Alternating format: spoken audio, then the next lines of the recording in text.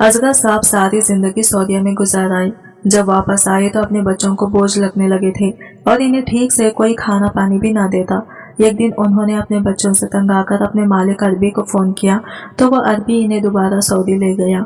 बच्चे तो बड़ा खुश हो गए थे कि दोबारा से अब्बा की कमाई पर ऐश करेंगे।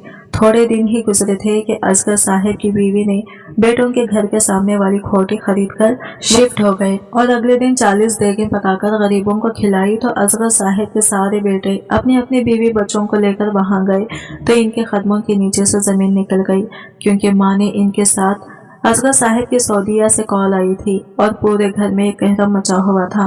सभी लोग सफीना बेगम के आसपास जम गए थे। वो भी मुस्कुरा रही थी और अपनी बेटे बहू को देख रही थी।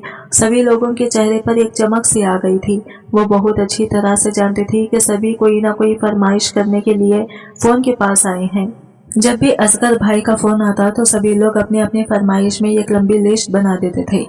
दादू दादा जान से बोले, मेरे लिए इम्पोर्टेंट साइकिल भेजे, यहाँ साइकिल तो बहुत जल्दी खराब हो जाती है। ये बात इनका बड़ा पोता कह रहा था। सफीना बेगम ने कॉल रिसीव कर ली ही थी कि दूसरी जानिब से असगर साहब ने सबकी खैरियत पूछी थी।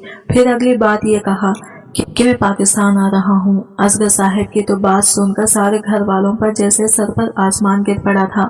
एकदम से सबके चेहरे के रंग उड़े हुए थे। फिर बड़ा बेटा कहने लगा, इतनी अच्छी नौकरी छोड़कर वापस क्यों आ रहे हैं अब्बा? आपको तो पता है पाकिस्तान के हालत की कि कितनी महंगाई है, यहाँ मरते दम तक काम करना पड़ता है। लेकिन असगर साहब तो अपने बेटे की बातें सुनकर तो खामोश से हो गए थे। बस अब मैं अपनी बाकी की जिंदगी तुम्हारे साथ गुजारना चाहता हूँ। अब मुझसे परदेश काटा नहीं जाता। मैंने अपनी जिंदगी के 25 साल सऊदीया में गुजार चुका हूँ। अब मैं बाकी साल अपनी बीवी बच्चों के साथ गुजारना चाहता हूँ। तुम लोग तो मुझे इतना ज्यादा याद करते हो और मैं अपने पोते पोतियों के दरमियान रहकर जिंदगी गुजारना चाहता हूँ। बहुत मोहब्बत भरे लहजे से असगर साहब कह रहे थे। असगर साहब की बातें सुनकर तो सबको सांप सूंघ गया था। कुछ देर पहले तो इनसे फरमाइश करने के लिए सब जमा थे, फिर आहिस्ता आहिस्ता ये कर के निकल गई। सफीना बेगम तो अकेले रह गई थी, फोन हाथ में लिए खामोश खड़ी थी। फिर थोड़ी देर बाद एक गहरी सांस ली, फिर असगर साहब से इनके हालात पूछने लगी। फिर कुछ देर बाद असगर साहब ने अपने आने की दिन का बताकर फोन काट दिया था। सफीना बेगम अब फोन हाथ में लिए खामोश बैठी हुई थी। बदलते हुए बेटों के चेहरे इनके सामने थे। इन्हें वो दिन याद था जब 25 साल पहले असगर साहब नौकरी की तलाश में मारे मारे फिर रहे थे। 25 साल की उम्र में ही 3 बच्चे थे। बूढ़े वालिदैन का बोझ, ये सब कुछ इनकी जिम्मे था। दिन रात की परेशानी का सबब था पाकिस्तान में इन्हें कोई ऐसा रोजगार न मिला जिससे वो अपनी फैमिली को पाल सकते। थक हार कर उन्होंने सऊदीया जाने का फैसला कर लिया। सऊदीया में इन्हें अच्छी नौकरी मिल गई और वो ऐसा वहां पर गए कि दोबारा पलटकर इन्हें कभी पाकिस्तान आना नसीब ही ना हुआ। सफीना बेगम ने तनहा इनके वालिदैन की खिदमत की और अपने बच्चों को पढ़ाया लिखाया। असगर साहब हर महीने भारी रकम पाकिस्तान भेजा करते। कुछ ऐसे वालिदैन हयात रहे, फिर इनका इंतकाल हो गया। सफीना बेगम ने 3 बेटों को खूब पढ़ाया लिखाया। वो अच्छी नौकरियों पर फायज हो गई। जब इनकी शादी का वक्त आया तो भी असगर साहब ने खुद आने की बजाय भारी रकम वहां से बच्चों के लिए भेज दी ताकि इनके आने पर नौकरी का हर्ज ना हो। इनकी भेजी रकम से सफीना बेगम ने कई तोले सोना अपनी बहुओं को डाला और शानदार तरीके से शादी की। तीनों बहुएं भी आकर घर आई। हर बेटे के यहाँ मुख्तलिफ मौकों पर बच्चों की पैदाइश होती रही। असगर साहब जब भी पाकिस्तान आने की कोशिश करते, कोई ना कोई रुकावट इनके रास्ते में आ जाती। हालांकि इनका दिल अपने बच्चों और पोतों से मिलने के लिए इतना बेचैन था कि इनका बस ना चलता पर लगाकर पाकिस्तान पहुंच जाए। और अब आखिरकार 50 बरस की उम्र में इनका दिल सऊदी अरब से भर चुका था। उन्होंने अपने अरबी शेख से माजरत कर ली थी जो इनका बेहद ख्याल रखता था। जिस वक्त इनकी फ्लाइट एयरपोर्ट पर उतरी, इनकी आंखें चमक रही थी। यकीनन सारी फैमिली मुझे लेने के लिए आई होगी। सबके सब बेताब होंगे मुझसे मिलने के लिए। असगर साहब अपना सामान लेकर एयरपोर्ट से बाहर निकले। उन्होंने बेताब निगाह इधर उधर दौड़ाई और तब इन्हें हैरत का शदीद झटका लगा, क्योंकि सामने सफीना बेगम के अलावा और कोई नहीं था। सिर्फ वही थी जो सफेद रंग की चादर लपेटे खड़ी थी। 25 बरस पहले वाली सफीना और आज की सफीना में जमीन आसमान का फर्क था और बदले तो असगर साहब भी चुके थे।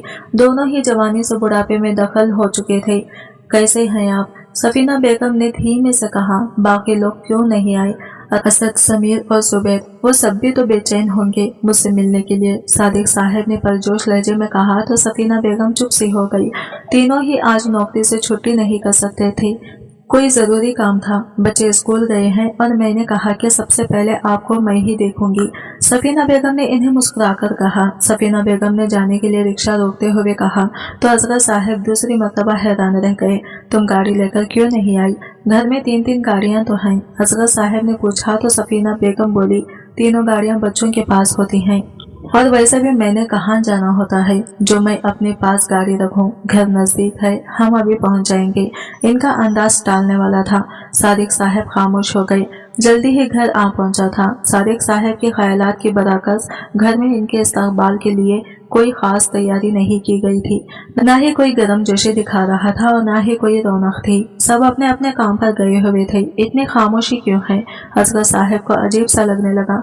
मैंने कहा तो है कि घर में कोई नहीं है, आप खाना खाकर आराम करें, रात तक सभी अपने अपने काम काज से वापस आ जाएंगे, तभी आपके इनसे मुलाकात होगी, सफीना बेगम ने कहा। असगर साहब हैरान से हो गए। लड़के ना सही, इनकी बीवियां तो घर में ही मौजूद थी, मगर कोई भी इनसे आकर नहीं मिला था। लेकिन उन्होंने अपने ज़हन पर ज्यादा जोर न डाला और कमरे में जाकर आराम करने लगे।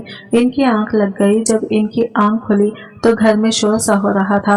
वो खुश हो गए। जल्दी से कपड़े तब्दील करके वो बाहर निकले। वाकई घर में खूब रौनक लगी हुई थी।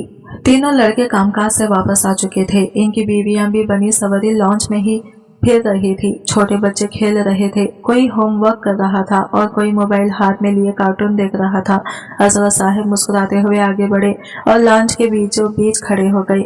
इन्हें लगा सब इन्हें देखते ही एकदम इनसे लिपट जाएंगे और तभी बड़े बेटे असद की निगाह इन पर पड़ी। अरे अब्बा जान, आप वापस आ गए, कितना मना किया था आपको आने से, लेकिन आप भी अपनी ही करते हैं। चलो अब आ ही गए हैं तो मैं क्या कह सकता हूँ, वो कुर्सी पर बैठे बैठे आम से अंदाज में कह रहा था। हाँ अलबत्ता छोटा जुबैर और समीर दोनों उठकर असगर साहब से गले मिले। बहू ने भी आकर इनसे प्यार लिया, लेकिन किसी के अंदाज में वो गर्म जोशी न थी जो असगर साहब को चाहिए थी। खाना लगा दिया गया था। असगर साहब खामोशी से खाने की टेबल की जानिब बढ़े।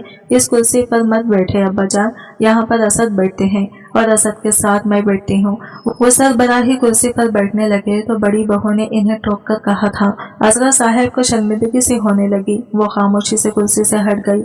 असद आकर वहाँ आराम से बैठ गया था। रफ्ता रफ्ता सब अपनी अपनी कुर्सियों पर बैठ गए। असगर साहब के लिए कोई कुर्सी खाली न बची थी। सफीना बेगम खामोशी से ये सब देख रही थी। वो अपनी जगह से उठ गई थी। आप अंदर कमरे में बैठ जाए, मैं आपको वहीं पर खाना दे देती हूँ। असगर साहब हक्का बक्का रह गए। ये कैसा इस्तकबाल था, इसकी तो इन्हें जरा भी उम्मीद नहीं थी। उन्होंने घबराकर अपने बच्चों की जानिब देखा। कोई भी इनकी जानिब मुतवज्जा नहीं था। सभी अपनी अपनी बीवियों से बात करते हुए दिन भर की रूटीन शेयर कर रहे थे। सफीना बेगम ने इनका हाथ थामा। यहाँ खड़े रहने का कोई फायदा नहीं, आप अंदर बैठ जाएं। वो इन्हें लेकर कमरे की जानिब बढ़ी। असगर साहब ने साफ देखा था कि सफीना बेगम की भी टेबल से उठ जाने पर किसी को कोई फर्क नहीं पड़ा था। असगर साहब का दिल खुश्क पत्ते की तरह लरस रहा था। क्या बच्चे मेरे आने से खुश नहीं हैं? उन्होंने कमरे में जाते ही सफीना बेगम से कहा। वो चुप सी हो गई। दरअसल बच्चे चाहते थे कि अभी कुछ वक्त आप और सऊदी अरब में गुजार लें। असद कारोबार करना चाहता था, इसके लिए इसे रकम चाहिए। जुबैर ने भी एक नया फ्लैट खरीदना था, इसके लिए इसे पैसे चाहिए। आपके जल्दी वापस आने से इन्हें थोड़ी मायूसी हुई है। सफीना बेगम बात को जितना हल्का बनाकर इनके सामने पेश कर सकती थी उन्होंने किया, मगर असगर साहब का दिल मुतमईन नहीं हो रहा था। सफीना, मैंने 25 साल सऊदी अरब में गुजारे, अब मेरा दिल वहाँ तंग हो गया था। मैं तुम सबके साथ जिंदगी गुजारना चाहता हूँ। वो बच्चों की तरह फूट फूट कर रो रहे थे। सफीना बेगम भी खामोश बैठी रही। खुद वो भी रोने लग गई थी। कुछ देर बाद जब असगर साहब का दिल थोड़ा हल्का हुआ तो सफीना बेगम ने कहा, मैं आपके लिए खाना लाती हूँ। आपने सुबह भी कुछ नहीं खाया। वो कमरे से बाहर आए। डाइनिंग टेबल खाली पड़ा था। सब लोग खाना खाकर उठ चुके थे। सिर्फ बड़ी बहू बर्तन समेट रही थी। बेटा, अपने अब्बू के लिए खाना तो डाल दो, सफीना बेगम ने कहा। बहू एकदम चौंकी। अरे खाना तो बचा ही नहीं, सारी रोटियां भी खत्म हो गई और सालन भी। चावल तो आज बच्चों ने ही खत्म कर डाले। अम्मी आप ऐसा करें, इन्हें बाहर से मंगवा कर कुछ दे दें, आम से अंदाज में कहते हुए वो बर्तन समेटकर किचन में ले गई थी। सफीना बेगम के पैरों तले से जमीन निकल गई। अगर वो अंदर जाकर असगर साहब को ये बताई तो इनका दिल मजीद बुरा हो जाना था। उन्होंने सोचा छोटे जुबैर से कह देती हूँ, वो बाहर से खाना मंगवा देता। हाय, इन्हें तो बाहर से खाना मंगवाने का तरीका भी न आता था। वो धीरे धीरे चलती हुई जुबैर के कमरे के पास आई। दस्तक के लिए उन्होंने हाथ उठाया तो अंदर से जुबैर की आवाज आ रही थी, यार अब मैं क्या कर सकता हूँ, अगर अबू वापस आ गए हैं तो मजबूरी है, बर्दाश्त कर लो, मैं तो खुद इनकी हरकतों से तंग हूँ, इतने साल इनके बगैर ही जिंदगी गुजारी है। अब मुझे तो वो फैमिली के अंदर बैठे हुए बिल्कुल एक अजनबी इंसान लग रहे थे। बताया भी था इन्हें कि मुझे फ्लैट लेना है, लेकिन मजाल है कि इनके कान पर जून तक रेंगी हो, अपनी अयाशां करके खुद वापस आ गए हैं। मुंह उठाकर, बच्चों का तो कभी कुछ सोचा ही नहीं, जुबैर अंदर अपनी बीवी से कह रहा था। सफीना बेगम लरस कर रह गई। यहाँ तो सभी इनके और असगर साहब के खिलाफ हो गए थे। वो किसकी जानिब मुंह करती। खामोशी से वो अपने कमरे में चली आई। असगर साहब जो खाने के मुंतजिर थे और खाली हाथ आता देखकर चौंके। दरअसल मैं आपके पास आकर बैठ गई थी तो खाना खत्म हो गया। आप ऐसा करें, यहाँ साथ में एक होटल है, वहाँ से अपने और मेरे लिए खाना ले आए, उन्होंने शर्मिंदा होते हुए कहा। असगर साहब के दिल पर जैसे बोझ सा गिर गया। वो खामोशी से उठे और इनसे पैसे लेकर घर से बाहर निकल गए। गलियों का तो इन्हें कुछ पता नहीं था, लेकिन 2-3 गलियां मुड़ने के बाद इन्हें होटल नजर आ गया। वहां से सालन के नाम पर इन्हें पतली सी दाल और सख्त मोटी रोटियां मिली, जो वो घर ले आए। वो रोटियां ना तो असगर साहब से खाई गई और ना ही सफीना बेगम से। दोनों बड़ी मुश्किल से चंद लोग में जहर मारकर खामोशी से सो गए। दिन इसी तरह गुजरने लगे। घर में किसी को असगर साहब के वापस आने पर कोई खुशी नहीं हुई थी। इस बात का असगर साहब को भी अच्छी तरह एहसास हो रहा था। सभी इनसे बेजारी से बात करते। इनका दिल चाहता कि वो इनसे पूछे कि 25 साल जो उन्होंने इतनी कमाई करके इन्हें भेजी थी, आखिर इनका एहसान क्यों नहीं मानते। सफीना बेगम की हैसियत भी घर में एक मामूली पद की सी थी। दिल चाहता तो इन्हें खाना दे दिया जाता और ना वो दोनों भूखे ही रहते। एक रोज वो लॉन्च में बैठे टीवी पर खबरें देख रहे थे। अजहर इनसे कुछ फासले पर बैठा लैपटॉप पर अपना काम कर रहा था। जब शबीर अंदर दाखिल हुआ, अरे असद भाई, आपने सामने वालों को भी देखी है कि इस कदर शानदार बन गई है। वो इटली से मार्बल मंगवा कर लगवाया है उन्होंने, और एक आर्किटेक्चर तो ऐसा खूबसूरत है कि अपने इस शहर में मैंने आज तक ऐसी शानदार खूबी नहीं देखी। खूब पैसा लगाया है उन्होंने, वो इश्तिहार से कहता हुआ असद के बराबर बैठे गया था। असद भी मुस्कुरा दिया। हाँ, मेरा भी बहुत दिल था कि हमारा भी घर ऐसा ही शानदार हो, लेकिन ना जाने हमारे अब्बा को क्या सूझी, क्योंकि मुंह उठाकर पाकिस्तान वापस आ गए हैं। ये नहीं कि चंद साल और वहाँ रहकर कुछ पैसे भेज देते तो हम अपनी रिहाइश के लिए अच्छी सी जगह बना सकते। असद ने बाप की जानिब देखते हुए तलखी से कहा था। असगर साहब सुन से बैठे रह गए। समीर की आंखों में भी नागवारी नजर आ रही थी। बेटा, मैंने इतने साल तो वहाँ पर काम किया है, अब मेरी बूढ़ी हड्डियों में इतना दम नहीं था कि मैं सऊदीया में मजीद काम करता, और वैसे भी तुम सब अपनी नौकरियों वाले हो, अच्छे खासे पैसे कमा रहे हो, फिर मेरी आमदनी की क्या जरूरत है। असगर साहब ने हिम्मत करके कह ही डाला, मगर दोनों बच्चों को तो ऐसा लगा जैसे पता नहीं उन्होंने क्या बात कह दी हो। अब आप हमारी आमदनी पर तो निगाह मत रखें, पाकिस्तान में मिलता ही क्या है, जब आपको अच्छी तरह पता है। मैं इतने अरसे से कारोबार करने की कोशिश कर रहा था, अब वो भी नहीं हो पाएगा। हम तीनों को अपने बच्चों समेत इसी खंडर नुमा घर में सारी उम्र रहना पड़ेगा, लेकिन आप तो खुश हो जाएं, क्योंकि आप तो यहाँ पर अय्याशी के साथ चारपाई तोड़ते रहते हैं। तलखी भरे लहजे में कहता हुआ असद इनके पास से उठकर अंदर चला गया था। समीर भी बुरे बुरे मुंह बनाना अंदर चला गया। असगर साहब पर तो जैसे घड़ों पानी भर गया था। इन्हें अंदाजा नहीं था कि बच्चे इनसे इतनी नफरत करने लगे हैं। इनकी आंखों से तो आंसू निकले और इनकी दाढ़ी में जज्ब हो गए। कांपते हाथों से उन्होंने अपनी जेब में पड़ा हुआ मोबाइल निकाला। उन्होंने ये फैसला कर लिया था। थोड़ी ही देर के बाद वो अपने इस अरबी शेख का नंबर मिला रहे थे, जिसके पास वो पिछले 25 सालों तक काम करते रहे थे। इन्हें याद था इस शेख ने इन्हें पाकिस्तान जाने से कितना मना किया था। इसने दबे दबे अल्फाज में कहा भी था कि जब औलाद को बाप की आमदनी से मोहब्बत हो जाए तो इन्हें बाप इसी काम का नहीं लगता। मगर असगर साहब ने नफी में सर हिलाकर कहा था कि इनके बच्चे ऐसे नहीं हैं। मगर आज वो खुद ही शर्मिंदा हो रहे थे। उन्होंने अरबी शेख से दरख्वास्त की कि वो दोबारा सऊदी आकर इनके पास काम करना चाहते हैं। अरबी शेख ने एक जोरदार खैखा लगाया। क्यों क्या बच्चों ने 2 वक्त की रोटी देने से भी इनकार कर दिया। असगर साहब खामोश से हो गए। वो अच्छा आदमी था और असगर साहब से इसकी अच्छी दोस्ती भी थी, इसलिए उन्होंने असगर साहब की बात मान ली और इस उम्र में भी दोबारा इन्हें अपने पास मुलाजमत पर रखने की हामी भर ली। फोन बंद करके असगर साहब खामोशी से उठे और अंदर जाकर अपना बैग पैक करने लगे। कहाँ जा रहे हैं आप? इन्हें बैग पैक करते देखकर सफीना बेगम चौंक से गई। असगर साहब ने इन्हें देखा और इन्हें हाथ पकड़कर अपने पास बिठा लिया। कुछ देर तक वो इनसे बात करते रहे। सफीना बेगम के चेहरे का रंग मुतगैर हो रहा था, मगर इनकी आंखों में आंसू भी थे। असगर साहब की बात इन्हें समझ में आ गई थी। मैं फ्लाइट बुक करवा चुका हूँ, बस अब शाम तक ही घर में हूँ। शाम में मैं दोबारा चला जाऊंगा, उन्होंने कहा था। सफीना बेगम सर झुकाकर रह गई। कितने अरसे बाद तो वो वापस आए थे, लेकिन अब दोबारा जा रहे थे।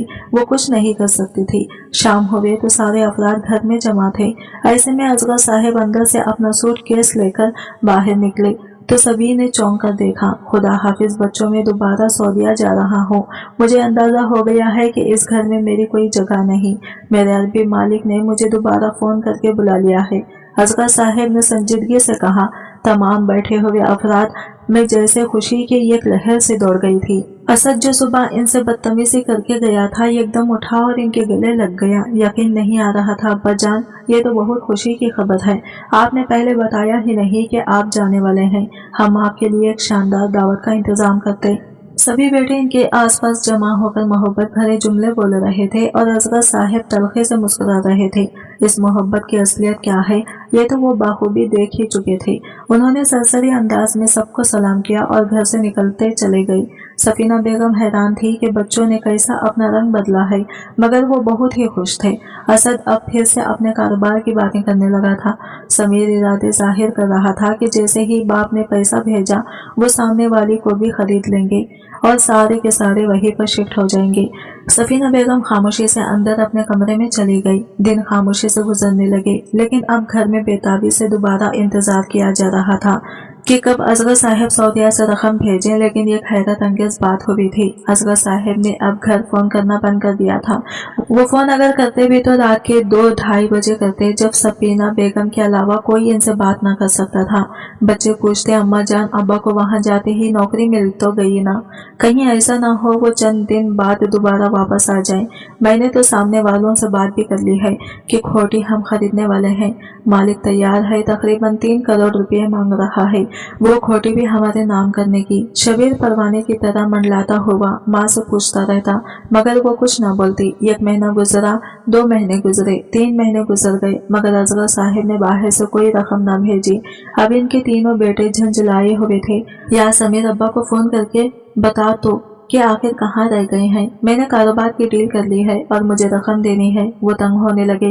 सफीना बेगम पर भी इनका गुस्सा बढ़ता जा रहा था, मगर सफीना बेगम ने तो अपने लब यूं से लिए थे जैसे अब वो कभी कुछ नहीं बोलेंगी। 6 महीने का अरसा खामोशी से गुजर गया। सामने वाली कोई भी बनकर मुकम्मल तौर पर तैयार हो चुकी थी। समीर बेबसी भरी निगाहों से इस खोटी को देखता रहता।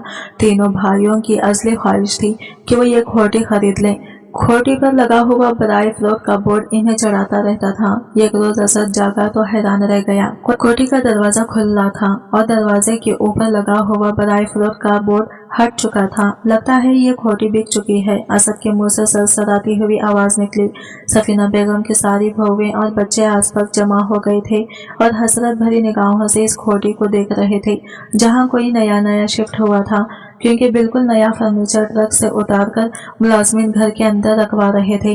लगता है कोई बहुत ही अमीर शख्स है जिसने ये कोठी खरीदी है। सामान भी तो देखो कैसा आला किस्म का मंगवाया है। असद की बीवी लालच भरी निगाहों से देखते हुए कह रही थी कि कुछ देर तक देखते रहने के बाद भी इन्हें अंदाजा न हुआ कि खोटी किसने खरीदी है, तो वो खामोशी से घर के अंदर चले आए। शाम तक घर में मातम ज्यादा माहौल छाया रहा। असद की बीवी नाजिया रात को बनाने वाले खाने की तैयारी कर रही थी, जब अचानक दरवाजे से खाला परवीन अंदर दाखिल हुई। ये इनकी पड़ोसन थी। नाजिया ने बुरा सा मुंह बनाया। क्या बात है खाला परवीन, आज क्या चीज चाहिए आपको?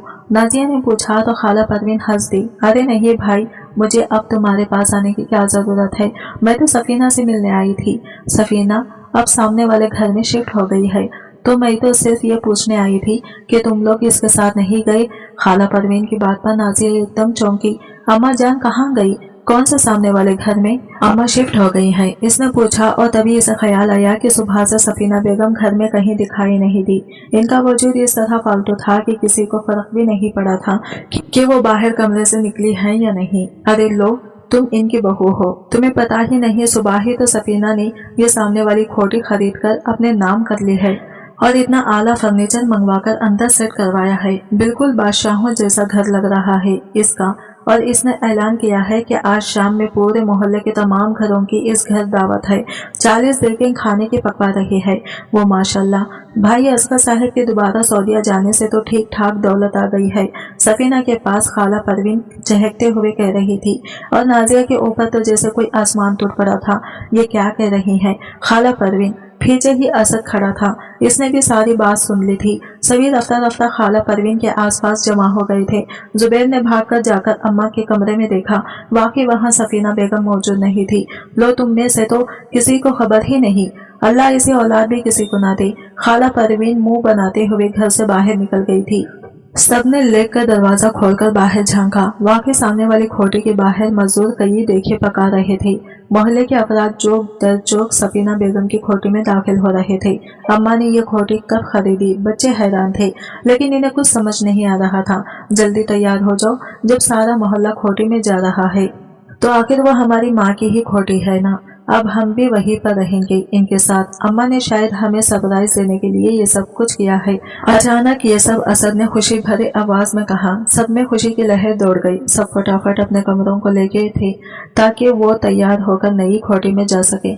शाम तक सामने वाली खोटी किसी दुल्हन की तरह सज चुकी थी। मुलाजमीन की एक फौज थी जो सफीना बेगम के लिए काम कर रही थी। असद, समीर और जुबैर तीनों अपनी अपनी बीवियों और बच्चों की फौज समेत तैयार हो चुके थे। इश्तिहा अंगेज पकवानों की खुशबू सामने वाली खोटी से आमिर करा रही थी। पूरा मोहल्ला जैसे सामने वाली खोटी में जमा हो गया था। चलो चलो, अब हम इस पुराने मकान में नहीं रहेंगे, असद ने खुशी से कहा। दरवाजा खुला था। सभी अफराद खुले दरवाजे से अंदर दाखिल हुए।